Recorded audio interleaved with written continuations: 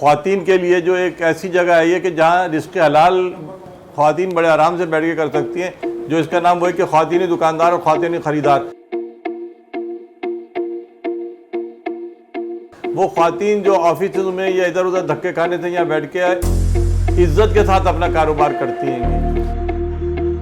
پہلی بات تو یہ ہے کہ جس زمانے میں مینا بازار بنا تھا، ریزیڈنشل ایریا بنا تھا، اس زمانے میں آپ کے جو حکمران تھے، خاص طور سے جو بیوروکریٹ تھے، وہ ایلیٹ میں شمار ہوتے تھے.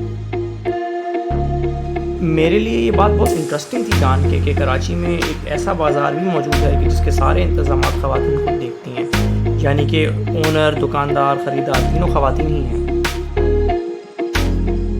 ہم اپنی کوئی کمیونیکیشنز میں اتنے اسٹرانگ لوگ نہیں ہیں. ہم اپنی جو اس طرح کی سکسیس سٹوریز ہیں ان کو ہم اچھی طرح سے کمیونیکیٹ نہیں کرتی ہیں. مینا بازار باقاعدہ ایک سکسیس سٹوری تھی. مینا بازار کے ایکچولی دو سگنیفیکنٹ پہلو ہیں.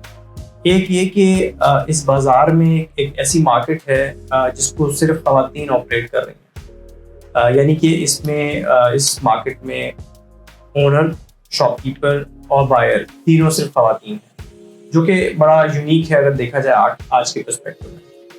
اور اس کا جو دوسرا سگنیفیکنٹ پہلو ہے وہ یہ کہ یہ کراچی کے ان چند بازاروں میں سے رہ گیا یہ بازار جہاں انفارمل دکانیں یعنی کہ ٹھیے اور ٹھیلے اور فارمل دکانیں جو ہماری رینٹڈ ہوتی ہیں یہ آج بھی کو ایگزسٹ کر رہی ہیں اور ایک دوسرے کو کمپلیمنٹ کر رہی ہیں، جو کہ ایکچولی یہ ماڈل چیلنج کر رہا ہے ہمارے جو اس وقت کی نیو لبرل کیپٹلسٹ ماڈل ہے، سرمایہ دارانہ ماڈل، جہاں مالز نظر آتے ہیں ہمیں اور اس طرح کے جو بڑے بڑے اسٹرکچر نظر آتے ہیں، جس میں ایکچولی نان کیپٹلسٹ اینٹیز یا غریب کے لیے کوئی ٹریڈنگ کی کوئی پلیٹ فارم نہیں ہے، یا ان کے پاس یعنی وہ کیپیسٹی نہیں کریٹ کر سکتے ایسی ٹریڈنگ میں آتے.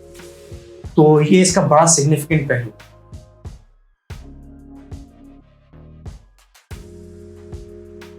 پھر سب سے بڑا یہ دیکھیے اس میں سہولت یہ ہے کہ جو ہمارے گھر کی آپ کی بہو بیٹیاں بچیاں جو ہوتی ہیں، جو مردوں سے جو بہت سارا سامان ایسا ہے جو مردوں سے خریدتے ہوئے شرماتی ہیں، وہ یہاں وہ جو ہے وہ خواتین سے خریدنے میں کوئی جھجک محسوس نہیں ہوتی انہیں، اور وہ آرام سے خرید لیتی ہیں. تو اس میں سب سے بڑا بینیفٹ تو یہ ہے، اور اس کے لیے بڑی کوششیں ہوئی ہیں.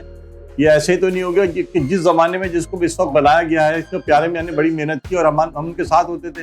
تو اس زمانے میں اینگلو انڈین لڑکیاں ہوتی تھیں جو کہ آفیسز میں جاتی تھی، جو ٹائپسٹ وغیرہ اس طرح ہوتی تھی کہ خواتین کا کاروبار کرنے کا تو کوئی ذریعہ ہی ایسا ہی نہیں کہ کاروبار کرے دکان میں، ہماری گھر کی عورتیں نکل کے کاروبار کریں. تو وہ ہمارے پاس جو سب سے پہلے ایک فیملی آئی تھی جنہوں نے یہ دکان بک کرائی تھی، شاپ، وہ اسماعیلی فیملی تھی. یہ پیچھے تمام کریم آباد وغیرہ تو اسماعیلی فیملی تھی. انہوں نے وہ مینا بیوٹی پارلر کے نام سے انہوں نے بیوٹی پارلر چلایا، سب سے پہلے وہ کھولا تھا. اس کے بعد آہستہ آہستہ دیکھتے دیکھتے اور بھی آتے چلے گئے، پھر جولیلی، چپل، پھر حیدرآبادی بھوپالی سوٹ جو ہوتے ہیں، مائیوں کے آئٹم، یہ وہ سب چیزیں پھر بڑھتی چلی گئیں. پھر یہ کہ گارمنٹ، اور خصوصی طور پر مہندی جو ہمارے یہاں مینا بازار کی، ہم اس کو میں وارنٹی سے کہتا ہوں گا کہ یہ مہندی ہمارے یہاں سے اچھی کوئی نہیں لگتی. یہ میرا پارلر ہے، لیکن مجھے بہت عرصہ ہو چکا ہے، میں تقریباً یہاں پہ 55 یا 50 ایئر سے کام کر رہی ہوں. جب ہماری یہاں پہ مینا بازار میں انٹری ہوئی تھی تو ایک سامنے بازار ہے اسی کا، ایک اور سامنے نئی مارکیٹ بنی تھی، لیڈیز مارکیٹ. جب وہ ماشاءاللہ مارکیٹ بنی تھی، انہیں جن کی یہ مارکیٹ ہے انہیں کی مارکیٹ، انہوں نے فری شاپس وغیرہ دی تھی کہ جو بھی آئے چاہے کمائے فری میں. بہت چھوٹی عمر میں میں نے پارلر اسٹارٹ کیا اپنا نا، گھر سے اجازت بھی ہماری فیملی کے لوگ نکلتے ہیں باہر کام کرنے کے لیے. مینا بازار ایک واحد ایسا مطلب یہ ہے بنا ہوا کہ یہاں پہ عورتیں سکون سے آ سکتے ہیں. یہاں پہ آنر بھی عورتیں ہیں، وہ جو یہاں پہ کام کروانے والی آتی ہیں وہ بھی عورتیں ہیں، سب مردوں کو لیے انٹرفیئر نہیں ہے. Meena Bazaar basically mid 1970s میں ایک بلڈنگ اسٹرکچر کمرشل بنایا گیا تھا، اور بنانے والوں کا بیسکلی ویژن یہ تھا کہ یہاں ایک خواتین کے لیے اسپیس کریٹ کی جائے جہاں ایک سیف ورکنگ انوائرمنٹ ہو ان کے لیے. اور اسی ویژن کو لے کے انہوں نے سب سے پہلے یہاں ایک فیمیل ٹائپسٹ کے لیے آفس اسپیس دی. پھر کچھ عرصے بعد ایک بیوٹی پارلر کو اسپیس دی گئی جس کا نام پڑا ہے مینا بازار، مینا بیوٹی پارلر سے. اور پھر اوور پیریڈ ادھر ایک ریٹیل اسٹرکچر کریٹ ہو گیا پورا، جس کو آپ ہم دیکھتے ہیں کہ خواتین جس کو آپریٹ کر رہی ہیں. تو یہ اس کا بیسکلی ایک پورا بیک گراؤنڈ ہے. اب سوال یہ ہے کہ کیا یہ ماڈل سکسیسفل رہا؟ کوشش کی لوگوں نے, طارق روڈ کے اوپر ایک بنایا تھا انہوں نے, طارق روڈ پہ ایک بنایا تھا لیکن وہ نہیں چلا. ایک یہ انہوں نے بنایا تھا صدر میں لیکن وہ بھی نہیں چلا سکے, وہ بھی نہیں چلا. تو 2-3 لوگوں نے اور کوشش کیا. میں نے سنا ہے گزر سرجانی کی طرف بھی کوئی چھوٹا موٹا کوئی بنا رہے ہیں لوگ. پہلی بات تو یہ ہے کہ جس زمانے میں مینا بازار بنا تھا, فیڈرل بی ایریا بنا تھا, اس زمانے میں آپ کے جو حکمران تھے, خاص طور سے جو بیوروکریٹ تھے, وہ ایلیٹ میں شمار ہوتے تھے اور یہی فیصلہ کرتے تھے ہر قسم کا. بازار کہاں بنے گا, سیٹلمنٹ کیسے ہوگی, اس کی مینجمنٹ کیسے کی جائے گی. اور بیشتر جن میں سے وہ تھے جنہوں نے اپنی طالب علمی کا زمانہ فریڈم سٹرگل کے دور میں گزارا تھا. ایک تو ماحول تھا ویلفیئر اسٹیٹ کا جو ہم نے انگریزوں سے ورثے میں ہمیں ملا تھا.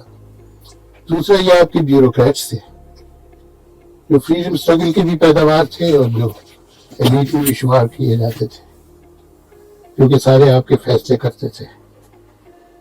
تیسری بات یہ تھی کہ آپ کے جو ادارے تھے وہ 1 ملین 2 ملین کے شہر کے لیے مناسب تھے. یہ ساری چیزیں بدل گئی. جب پاپولسٹ پالیٹکس آیا تو وہ آپ کی بیوروکریسی پہ چھا گیا. بیوروکریسی بھی نہیں آئی, پاپولسٹ پالیٹکس اور اس کا رشتہ بنا, اور آپ کے جو ایلیٹ تھے وہ ایلیٹ نہیں رہے, آپ کے نوبل رش بن گئے جن کو کوئی خاص دلچسپی معاشرے سے نہیں تھی, انہیں پیسے کمانے سے تھی. دیکھیں یہ پرٹیکولر کیس سکسیسفل اس لیے رہا کہ جو اسٹیک ہولڈرز ہیں اس پورے پروسیس میں انوالو تھے, خاص طور پہ اس کی تو جو انتظامیہ تھی, وہ اس کو ایک ویژن کے تحت آپریٹ کرنا چاہتے. اور اسی تحت یعنی بیسکلی ویژن یہ تھا کہ اس کو سوشل اور ایک ویلفیئر کے ماڈل پہ آپریٹ کیا جائے, اور جس کی وجہ سے انہوں نے انشور کیا کہ کسی قسم کی مارکیٹ انٹرفیئرنس, مارکیٹ فورس کی یا مارکیٹ ریٹس کے بجائے اس کو ایک سبسیڈائز ماڈل پہ آپریٹ کیا جائے. اور اپنا جو ویژن تھا کہ خواتین کے لیے ایک ایسی انوائرمنٹ دی جائے جہاں وہ سیف انوائرمنٹ ہو, ورک اسپیس ہو, اور وہ انڈیپینڈنٹ کسی قسم کا حلال روزی کما سکے. تو یہ انتظامیہ کا اپنی محنت, اپنا ایک ویژن تھا جس کے تحت یہ سکسیسفل رہا, اور انہوں نے انشور کیا کہ جتنے انوائرمنٹل فیکٹرز تھے ان سے بھی اس پورے پروسیس کو سیف گارڈ رکھا. اور یہی ریزن ہم دیکھتے ہیں کہ جس کی وجہ سے ہم دیکھتے ہیں کہ یہ ریپلیکیٹ نہیں کیا جا سکا, کہ ہمیں پھر اس قسم کے چیمپئنز نہیں ملے یا اس قسم کے ویژنری لوگ نہیں ملے جنہوں نے ایسا کچھ پرسیو کیا ہو, ایسا ویژن جن کا ہو. اور ہم دیکھتے ہیں کہ یہ پھر اس قسم کی ریپلیکیشنز نہیں ملی. دیکھیں ایک تو شاید یہ وجہ ہے کہ یہ ہم اپنی کوئی کمیونیکیشنز میں اتنے اسٹرانگ لوگ نہیں ہیں. ہم اپنی جو اس طرح کی سکسیس سٹوریز ہیں ان کو ہم اچھی طرح سے کمیونیکیٹ نہیں کرتی ہیں. مینا بازار باقاعدہ ایک سکسیس سٹوری تھی, کیونکہ یہ بھی لوگوں کا ایک وہ تصور ہوتا ہے ذہن میں کہ یہ جو کام کرنے کا شوق ہے, یہ جو اپر کلاس ہے, یہ اپنی پاکٹ منی کے لیے کام کرتی ہیں. حالانکہ اگر وہ اپنی پاکٹ منی کے لیے بھی کام کریں تو اس میں کوئی حرج نہیں ہے, لیکن جو میں نے کہا نا کہ ایکسیپٹنس صرف ضرورتاً کام کرنے والوں کی تھی, تو وہ وہاں پہ جس طبقے کی خواتین ہیں وہ middle and lower middle class کا طبقہ تھا, جس میں وہ واقعی وہ اپنی جو انکم ہے اسے سپلیمنٹ کر رہی تھی. مطلب میں شادی سے پہلے سے یہ کام کر رہی ہوں اور اللہ کا شکر ہے مجھے کسی کو پریشانی نہیں ہے, نہ یہاں کے انتظامیہ کو بھی ہمیں تنگ کرتے ہیں, نہ کچھ, سکون سے کام ہوتا ہے, سب کوآپریٹ کرتے ہیں ہمارے ساتھ. اور اصل وجہ نکلنے کی گھر سے یہ تھی کہ بھائی چھوٹے تھے سب, تو میں چاہتی تھی کہ اپنے ابو کو ساتھ دے سکوں. تو پہلے تو فیملی میں لوگ منع کرتے تھے کہ مطلب باہر لڑکی کام نہ کرو, باہر نہیں جاؤ.